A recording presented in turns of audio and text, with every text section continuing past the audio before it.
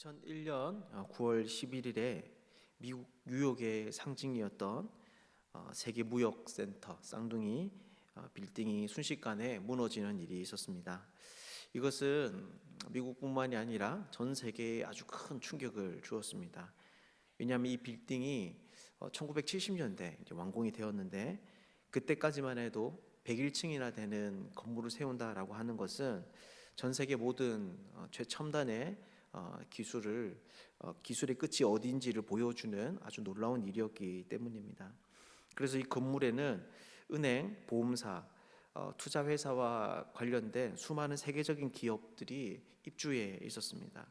이 건물 하나가 미국뿐만이 아니라 전 세계를 움직이는 자본시장의 권력의 핵심이었던 것이죠. 그래서 이 건물이 무너진 것은 단순한 어떤 붕괴를 넘어서서 미국이 가지고 있는 기술력과 자본력, 또 군사력, 그에 대한 자부심이 한꺼번에 무너진 사건이었습니다. 그런데 오늘 본문에도 그와 바로 비슷한 일이 예견되고 있습니다. 바로 예수님으로부터 예루살렘 성전이 무너진다라고 하는 그 이야기를 듣게 된 것입니다. 이 성전은 이방인 출신으로서 왕이 된 헤롯이 이스라엘 백성으로부터 인정을 받기 위해서 자신이 할 수 있는 모든 역량을 총동원한 대규모의 건물이었습니다. 얼마나 이것에 큰 공을 들였던지 요한복음을 보면 예수님 시대에도 무려 46년째 공사를 진행하고 있다라고 이야기할 정도입니다. 뿐만 아니라 이 성전은 구약에서부터 하나님의 임재의 상징으로 여겨지기도 했습니다. 그렇게 이 성전이 무너진다라고 하는 것은 그것을 바탕으로 한 그들의 신앙과 또 정체성이 함께 무너지는 그러한 이야기였습니다. 그런데 이런 붕괴는 오늘날 우리들도 쉽게 경험할 수 있는 이야기입니다.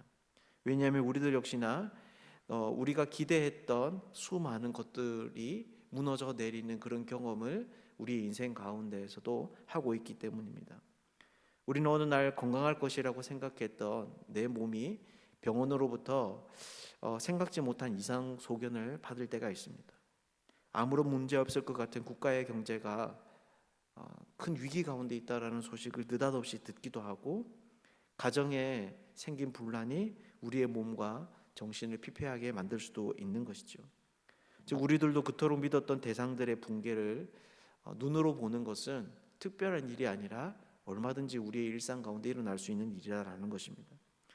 그렇다면 믿는 자들은 이런 시기를 어떻게 잘 지나갈 수 있을까요? 어떤 마음과 태도로 이 시간들을 감당해야 하는 것일까요? 이것에 대해서 예수님은 총 3가지로 답변을 하고 있습니다. 그래서 오늘은 이런 예수님의 말씀을 통해서 신앙적인 교훈을 함께 얻기를 원합니다. 먼저 6절을 보면 예수님께서는 이런 성전 붕괴에 대해서 굉장히 강하게 말씀을 하십니다. 6절을 보면 이렇게 말씀하시는데요, 너희 보는 이것들이 날이 이르면 돌 하나도 돌 위에 남지 않고 다 무너뜨려지리라. 여러분, 이것이 무슨 말입니까? 지금 너희 눈앞에 보이는 이 성전이 이전의 모습을 찾아볼 수 없을 만큼 철저하게 파괴될 것이다 라고 주님이 말씀하시는 것이죠. 여러분, 그렇다면 왜 이렇게 예수님은 강하게 이야기를 하시는 걸까요? 5절을 보면 이렇게 이야기를 하고 있습니다. 어떤 사람들이 성전을 가리켜 그 아름다운 돌과 헌물로 꾸민 것을 말하며 예수께서 이르시되, 오늘 본문에는 사실 이 어떤 사람이 누구인지와 또 이 이야기를 하는 사람들의 말에 담겨져 있는 의도가 잘 드러나 있지 않지만, 똑같은 이야기를 기록하고 있는 마태복음과 마가복음을 살펴보면 여기서 이 말을 하는 사람들이 예수님의 제자들인 것과 또 이 성전에 대한 그들의 가지고 있는 기대가 이 말에 담겨져 있다라고 하는 것을 볼 수 있습니다. 즉 예수님의 제자들은 함께 예수님과 함께 방문한 이 예루살렘 성전을 보면서 그 화려함과 또 그 웅장함에 마음이 온통 빼앗겼던 것이죠. 그래서 그들은 신앙적인 기대까지 여기에 걸게 됩니다. 이곳이야말로 하나님께서 거하시기에 합당한 곳이겠구나, 이것이야말로 우리의 신앙의 중심지로 삼을 수 있는 그런 영광스러운 곳이겠구나 라고 하는 기대가 이 성전의 아름다움을 보고 그들의 마음 가운데 자연스럽게 흘러나온 것이죠. 그렇다면 결국 예수님께서 이렇게 강하게 말씀하시는 그 이유가 뭐라는 것입니까? 바로 겉모습을 보고 헛된 기대를 품는 그들의 어리석음을 깨뜨리기 위함입니다. 또한 동시에 정말 그들이 추구해야 하는 참된 신앙의 본질이 무엇인지를 돌아보게 하시려고 하는 것이죠. 즉 그분은 이 기회를 통해서 정말 그들이 마음 가운데 숨겨놓았던 그 소망의 정체가 무엇인지를 드러내고 그들이 정말 지향해야 할 중심이 지향해야 할 것이 무엇인지를 점검하기를 원하고 있다라는 것입니다. 사랑하는 여러분, 이것은 오늘날 우리들도 마찬가지입니다. 우리들도 믿었던 것이 무너져 내릴 때, 우리가 기대했던 것이 붕괴되는 것을 경험할 때 무엇보다 우리의 중심을 점검할 수 있어야 한다는 것입니다. 막막하고 혼란스러운 그 시점에 상황에 맞추어 길을 잃고 헤맬 것이 아니라 정말 내 삶이 추구하는 본질이 무엇인가를 깊이 생각해 볼 수 있어야 한다는 것이죠. 사실 우리의 삶에도 제자들과 같은 실수가 빈번합니다. 겉모습과 화려함에 속아서 그것이 전부인 것처럼 생각하며 살아갈 때가 많은 것이죠. 하지만 건물이 무너져도 본질은 사라지지 않습니다. 오히려 더욱더 그 가치로움을 드러내게 됩니다. 우리가 이 사실을 깊이 생각할 수 있으면 좋겠습니다. 그래서 우리의 삶이 때로는 환난을 당하고 어려움 가운데 처하더라도 오히려 그 시기 가운데 우리의 중심이 굳건하게 세워지는 은혜의 복된 역사가 우리의 삶 가운데 있기를 주님의 이름으로 축복합니다. 이렇게 예수님은 제자들이 영광스럽게 생각했던 성전의 붕괴에 대해서 말씀을 하십니다. 그러자 제자들은 이어서 질문을 던지기 시작합니다. 왜냐하면 이렇게 큰 일이 자기의 삶 가운데 닥친다고 한다면 자신들 나름대로 이것에 대해서 대비해야 되겠다고 생각을 했던 것이죠. 그러자 예수님께서는 뭐라고 말씀을 하십니까? 우선 8절에서 9절을 보면 이렇게 말씀하십니다. 이르시되 미혹을 받지 않도록 주의하라. 많은 사람이 내 이름으로 와서 이르되 내가 그라하며 때가 가까이 왔다 하겠으나 그들을 따르지 말라. 난리와 소요의 소문을 들을 때에 두려워하지 말라. 이 일이 먼저 있어야 하되 끝은 곧 되지 아니하리라. 예수님께서는 인간적으로 이때 어떻게 대비를 해야 할 것인지에서 알려주기보다 신앙적으로 이 시기를 어떻게 보내야 하는지에 대해서 알려주고 계십니다. 총 3가지인데 첫 번째는 미혹되지 말라는 것입니다. 수많은 사람들이 예수님의 이름으로 와서 곧 끝이 올 것이다 라고 주장할 텐데 그때 잘 분별하라라는 것이죠. 또한 두 번째는 그들을 따르지 말라는 것입니다. 그들의 말이 아무리 그럴듯해 보여도 스승을 따르는 제자들처럼 그 가르침을 쫓아 너희의 삶을 거기에 던지지 말라는 것입니다. 세 번째는 두려워하지 말라는 것입니다. 그때가 되면 난리와 소유의 소문이 여기저기에서 들려올 텐데 거기에 일일이 염려함으로 반응할 필요가 없다라는 것이죠. 마음을 격동케 하고 두렵게 하는 소식 앞에 그 마음을 지킬 것을 말씀하십니다. 그렇다면 이렇게 성전이 붕괴되는 그 시점, 예수님께서 제자들에게 어떻게 살기를 원하고 계십니까? 바로 하나님의 말씀 앞에 깨어있기를 원하시는 것입니다. 그래서 그 말씀을 따라 분별하고 미혹되지 아니하며 헛된 길을 따라가지 않고 마음을 지키기를 원하시는 것이죠. 이것은 오늘날 우리들도 마찬가지로 해야 하는 중요한 일입니다. 오늘날 우리들도 환난을 당할 때 하나님의 말씀 앞에 깨어 있을 수 있어야 하는 것이죠. 이 혼란스러운 시기에 개인적인 종말과 같은 그런 시기를 맞이하는 그 시점, 우리의 신앙을 지켜주는 것은 무엇보다 하나님의 말씀입니다. 그것이 우리의 삶에 분별력을 주고 헤매지 아니하도록 우리를 붙잡아 주는 것이죠. 우리가 항상 이 하나님의 말씀 앞에 깨어있는 그런 사람들이 되면 좋겠습니다. 끝으로 예수님은 말세에 대해 좀 더 구체적인 징조를 말씀해 주십니다.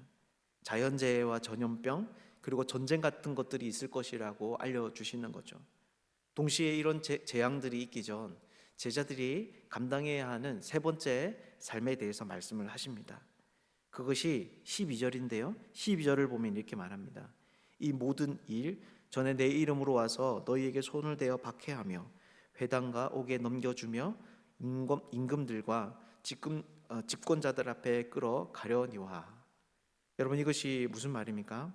바로 제자들은 그런 말세의 일들이 오기 전에 박해당할 것에 대해서 예수님께서 말씀을 하시는 것입니다.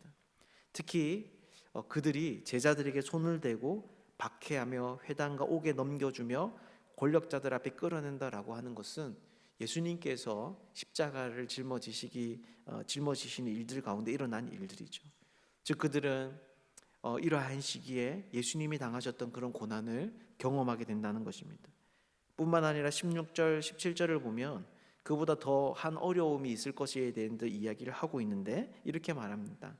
심지어 부모와 형제와 친척과 벗이 너희를 넘겨주어 너희 중에 며칠 죽이게 하겠고 또 너희가 내 이름으로 말미암아 모든 사람의 미움을 받을 것이나. 즉 제자들은 가족들로부터도 버림을 받고 또 죽임을 당하게 될 것이다 라는 것이죠. 그렇다면 이 시기에 제자들은 어떻게 살아야 하는 것일까요? 우선 예수님은 그 자리 속에서 앞에서 두려워하지 말 것을 말한 것에서 좀 더 나아가서 증언의 기회로 삼으시라고 이야기를 하고 있습니다. 그 고통스럽고 두려운 순간에도 복음 증거의 사명을 감당하기를 원하시는 것이죠. 그런데 사실 이것이 바로 그분이 말씀하시고자 하는 핵심은 아닙니다. 그렇다면 그 핵심이 무엇입니까? 15절을 보면 예수님께서는 이 사역을 눈앞에 두고 이렇게 당부하십니다. 내가 너희의 모든 대적이 능히 대항하거나 변박할 수 없는 구변과 지혜를 너희에게 주리라. 또한 18절 19절에서도 이렇게 말을 합니다. 예수님은 이런 고통 가운데 있는 사람들이 약속을 주시는데 너희 머리털 하나도 상하지 아니하리라. 너희 인내로 너희 영혼을 얻으리라. 여러분 그렇다면 이것이 무슨 말이겠습니까? 환난 가운데 목숨의 위협을 당하는 어려움이 있겠지만 예수님께서 그 가운데 함께 하실 것이다 라는 말입니다. 그래서 복음을 증거할 수 있게 하시고 그 속에서 너희를 보호하실 것이라고 약속하시는 것이죠. 그렇다면 이것이 무슨 말이겠습니까? 바로 모든 것이 무너져 내리는 종말의 때를 맞이한 것과 같은 어려움이 있는 그러한 제자들이 그 시기에 해야 하는 중요한 일은 바로 예수님에 대한 믿음을 잃지 않는 것입니다. 어떤 상황 속에서도 모든 것이 다 무너져 내리는 것 같은 그 현실 앞에서도 주님이 나를 보호하시고 지키시며 이곳에서 사명을 감당하실 수 있도록 나를 사용하실 것이라는 그 믿음을 잃지 않고 그 시기를 지나가는 것이죠. 말씀을 맺겠습니다. 이렇게 예수님은 성전이 무너질 것을 말씀하시며 그 환난 속에서 세 가지를 알려주십니다. 참된 우리의 믿음의 본질을 돌아볼 것과 말씀 앞에 깨어 있을 것, 또한 그 속에서도 믿음을 잃지 않고 지키라라는 것입니다. 그렇다면 결국 이것이 무슨 말이겠습니까? 바로 예수님을 끝까지 붙들라라는 것입니다. 즉 눈에 보이는 성전은 무너져도 예수님만은 영원토록 믿음의 본질이며 바른 길을 알려주는 스승이며 참된 믿음의 대상이니 그분을 놓치지 말라라는 것이죠. 이것은 오늘 우리의 삶에도 마찬가지입니다. 세상의 모든 것이 다 무너져도 예수님은 영원하십니다. 오늘 우리가 이 사실을 깊이 생각할 수 있으면 좋겠습니다. 그래서 우리의 삶을 우리의 삶의 그 소망을 무너져 내릴 것에 두는 것이 아니라 예수님께 두는 사람들이 되면 좋겠습니다. 삶의 어떤 순간에도 예수님을 더욱 굳게 붙들고 의지하는 그런 복된 하나님의 사람들 되시기를 주님의 이름으로 축복합니다.